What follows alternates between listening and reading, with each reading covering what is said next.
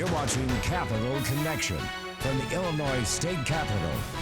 Governor Pritzker signed the fourth and final pillar of the Black Caucus agenda into law this week. This one focusing on the healthcare system, trying to tackle the different forms of systemic racism embedded into a healthcare system that too often produces unequal outcomes. The disparities are rooted in the structural racism that is at the foundation of a healthcare system that was built upon the notion that people who look like me are biologically defective. The statistics in the Black community are sobering. We suffer from higher rates of chronic diseases and diabetes and hypertension and heart disease and asthma and many cancers. Yes, the Black community has twice likely to die from opioid overdose. These disparities are not new, and they were not surprising to those of us who have experienced generational inequities in healthcare delivery and access. A growing body of medical research points to trauma-induced stress, including trauma caused by encounters with racism and systemic racial injustice. How that accumulates and causes wear and tear on the body and then causes diseases and mental illnesses. The racial disparity in infant mortality is now wider than it was in 1850, more than a decade before the abolition of slavery. Of all the forms of inequality, injustice in healthcare is the most shocking and the most inhumane. This is about race, and we need to respond to it as if it is. Joining us now is House Democrat Camille Lilly, who helped to craft much of this new health care pillar of the Black Caucus agenda, that fourth and final pillar that passed when Governor Pritzker signed it there. What are some examples of racism in the healthcare system, or systemic racism? How do you see the difference in those two? You know, lack of access and barriers. And what happens to the Medicaid eligible population, which happens to be poor communities, Black communities, brown communities, when you do not have the basic access to health care, it's a problem, and it is systematic racism, and they give you reasons why you don't have access. You don't have insurance. They don't provide the health care remedies that you need at that particular facility that you live in. When you do not have access to prenatal care in your community, you have to travel 20 to 30 miles for your appointments. That's systematic because that particular health facility said they couldn't afford or to provide that service for you.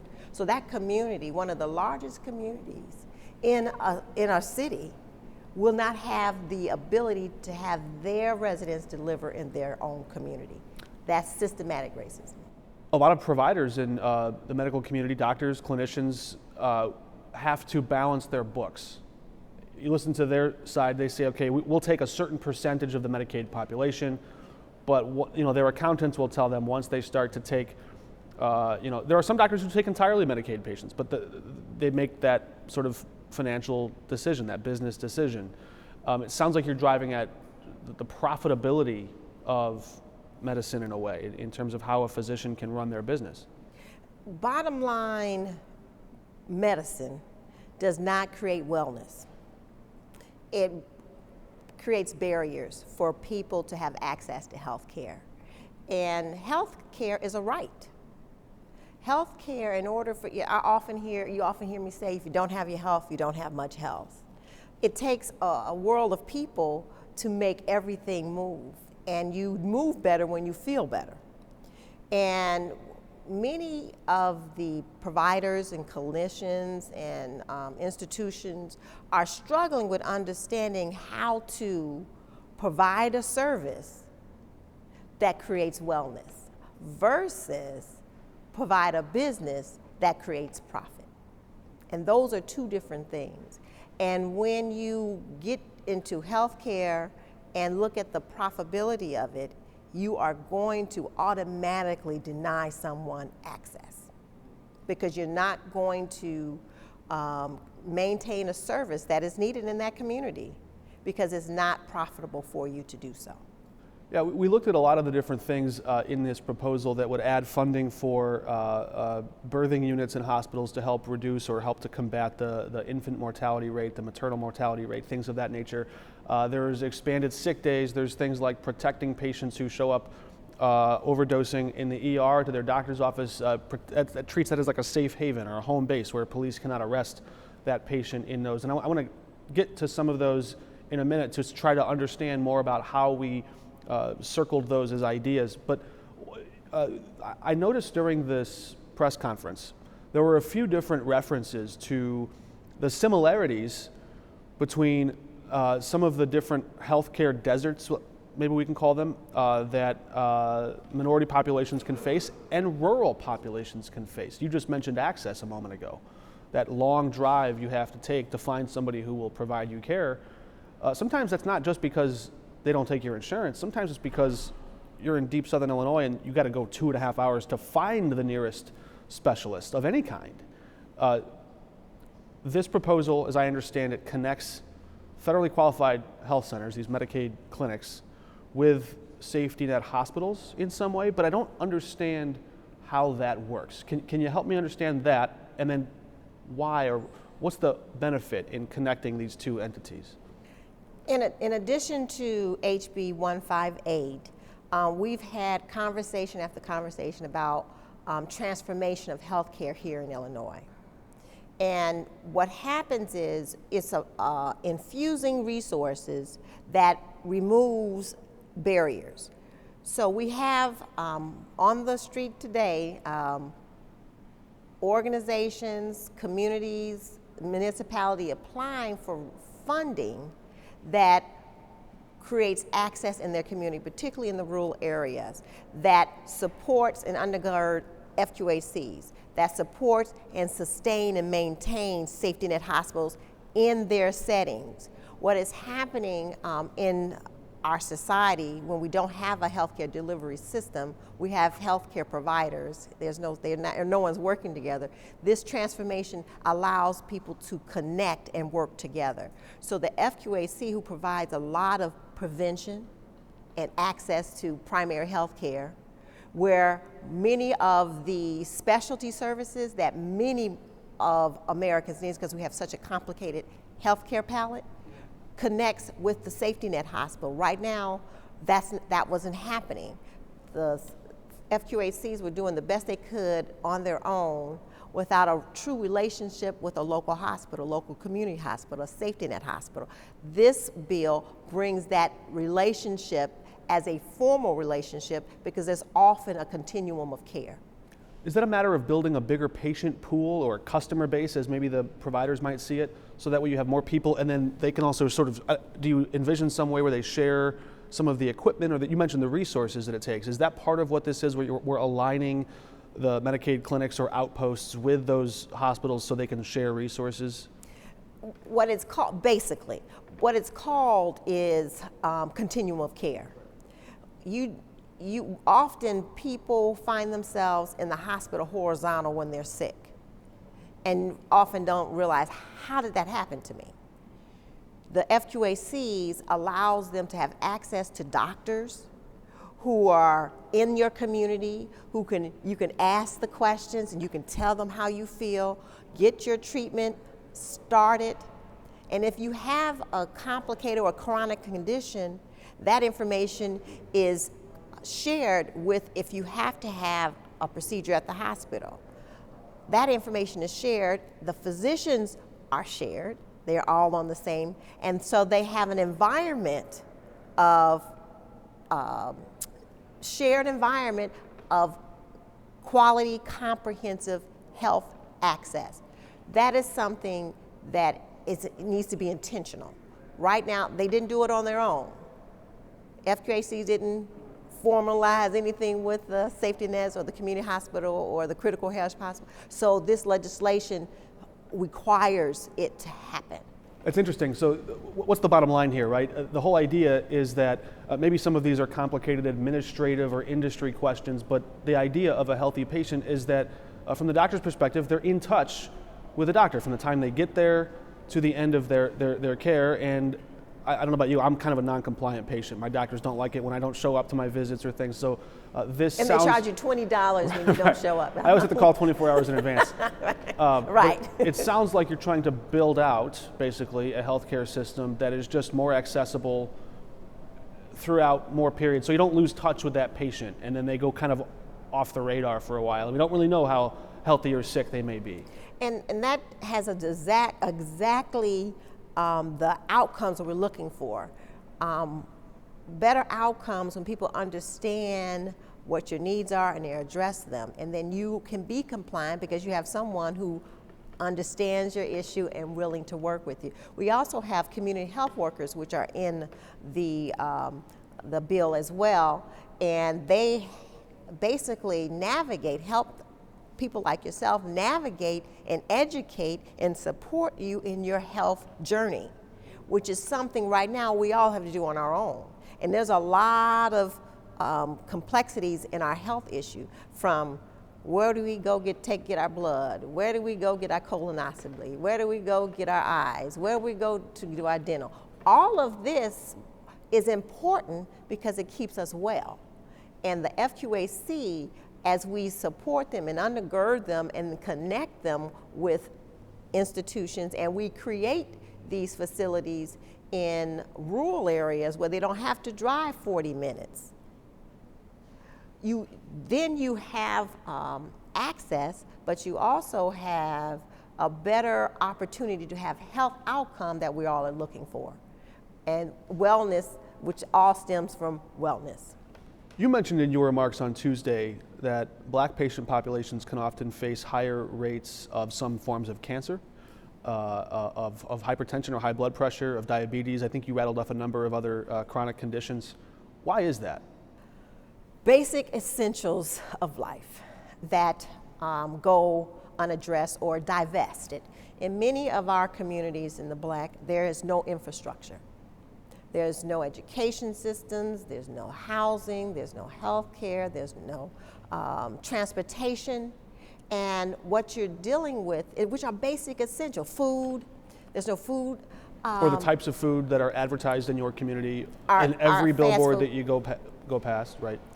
And when you do not infuse the basic essentials of life in any community, it's not just, but it just happens that this is happening in the Black community, you're going to have the same results. So they have higher propensity for hypertension and diabetes and all of the basic chronic illnesses that are going to adjust. And they don't even have a healthcare provider. Doctors are not in their communities and accepting their insurance. That's how we had to deal with the managed care organizations. Mm-hmm. Those doctors that were on the corners in their community were not accepting the managed care insurance plan for the vulnerable population. Adding insult to injury. Exactly. I suppose a callous view of what you just described could say, well, a person's diet, it leads up to a lot of their medical choices. It builds into those things, and those are choices. But the longer view in bigger context or broader context would say that people's choices are very often, or the probability of their choices are influenced by a number of other stimulus around them. Their place in life, their relationship with poverty or a job. And you bring up a valid point. When you don't have access to education, you don't have access to job. Mm-hmm. And you don't have access to an environment that affords you all the things that make you well. So education is very, very key. What we learned on our subject matter hearing, we did about 6 to 8 of them with experts. One of the academias, University of Illinois, made a point that was 2 points. One, that when you look at the studies of those who have poor health care, the common denominators is that they have no education or lack of education. 2, we do so much of trying to fix so many things as legislators and policymakers that we don't realize every single piece of our legislation policy has an impact on health. Not 50%, not some.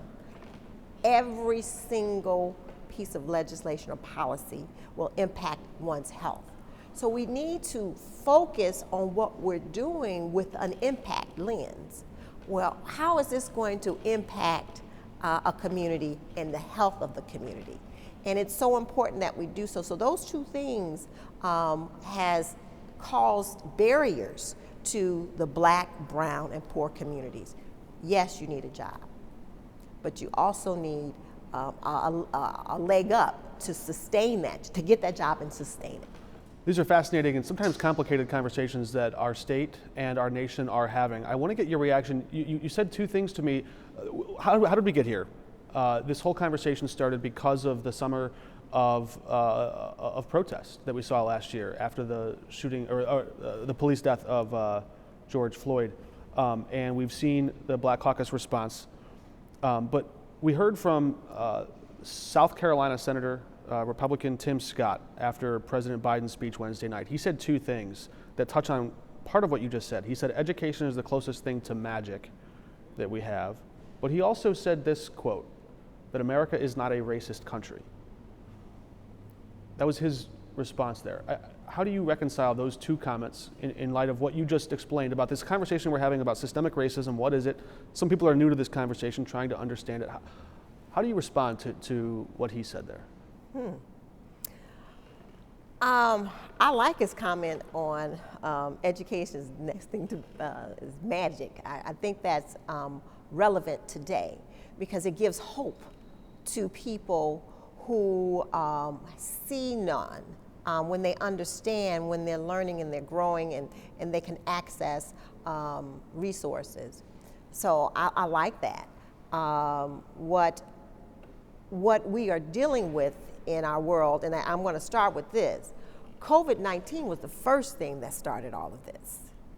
When we realized that a pandemic, a virus can kill Americans, and we're the richest country in the world, and we tout that we have the health systems that can cure and make you live forever.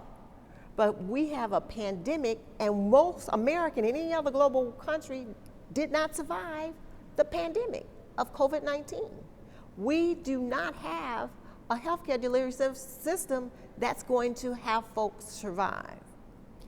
So in the midst of that, George Floyd happened, God rest his soul, which brought a lens on how we treat each other in seculars, in industries, which needs to be take a look at, because we created policy or we implemented practices that makes us treat people poorly. And that wasn't the initial intent.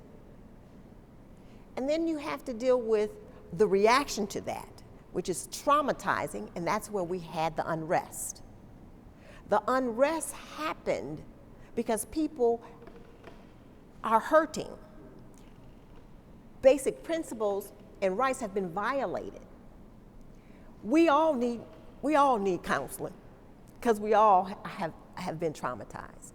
So if you want to say we're not it's not a racist society, I'm going to say we are not astute, and we're pretty ignorant as a society of what we're doing to one another.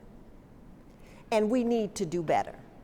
And we need to start with the policies that we're putting in place that allows us to live in the same society. Is it possible to believe that America is not an intentionally racist country today, but a country that still struggles with the ongoing or the residual effects of systemic racism that was embedded years ago? I would say America should continue to address the issues that are in front of them and not put them to a side or give them to someone else to address. And once you do that, those explicit biases that we have, or those biases that we have, and in this bill we have bias training for our clinicians across the spectrum of healthcare, but also within the academia, the teaching institutions. We're training them about those biases because we have such a diverse world. And I think that's something to celebrate. So if we as Americans stand in front of our issues and address them, then a lot of things are resolved. Yeah, COVID was especially cruel in the way it targeted underlying conditions, and I think that exposed a lot of what you mentioned earlier, where those, hypertension or high blood pressure, diabetes, those things that asthma, if you live in an area that has a lot of congestion or pollution, and your lungs were already suffering from some of that, then COVID might have targeted you in a way that it wouldn't have one of your neighbors across town. So there was a lot of interesting things there, but this bill also targeted opioid overdose. And you mentioned something, I think it was the most alarming statistic that I heard from the press conference, that people of color may face, or was it a black patient population that faced twice as high the likelihood of opioid overdose? Is that right? Yes. Why is that? And how does this bill try to fix it? Well, I want to start with the opioid epidemic is affecting everyone. It's affecting the black and brown community worse. And why? We ignored that it was an epidemic in our society for decades. We ignored it. And it started in certain parts of our society where we didn't put in place prevention measures and we didn't put in place treatment measures because it was not cost effective. But here we are decades later, lives have been lost, families have been turned upside down, and we, the people, which is the government, because I believe the government is the people, have to address these families that are in ruins. And it's not one family, it's thousands of families that we have to now look at policy that's in the bill that creates access, that creates hope, that creates life-saving opportunities. Something that is not in any other piece of legislation in that manner because it's intentional. It's intentional to help the people who are struggling in this area. And that has its own residuals of Illinois Cares. People care about me. And when you feel that people care about you, it creates hope, and then you begin to do your part. But if you don't feel that, it's very difficult for you to get up and be a part of the society that you are supposed to be a part of. So we're turning the tide a little bit as Illinois plays traffic cop, if I can, with some of the people who are introduced to addiction or find themselves addicted to opioids. Instead of, there's really two doors there. You go to the hospital or you go to jail. That has been our society's way in a long time. This bill, as I understand it, makes it illegal, or it bans anyone from being arrested if they go to the doctor, if they go to the ER with addiction, or if they're overdosing. Instead, it introduces them to the healthcare side before it would introduce them or steer them into the criminal justice side of things. And that's intentional. That's a positive way of dealing with a societal issue. Mm-hmm. And that's doing things different. What we're trying to do in this legislation, HB 158, and we will have, and this is the first step, we'll have more tentacles to come, but it is to show that we need to do things different to get a different outcome. What's the definition of insanity? Doing the same thing and expecting a different result. I think I've heard that somewhere around these parts before. Exactly. A very interesting conversation. Representative Camille Lilly, thank you for joining us. Thank you for having me. I know I'm animated, but that's what comes with Camille Lilly. We're glad to have you. We look forward to having you back. That's all the time we have for now. Representative Lilly, thank you for joining us. We're back in just a moment.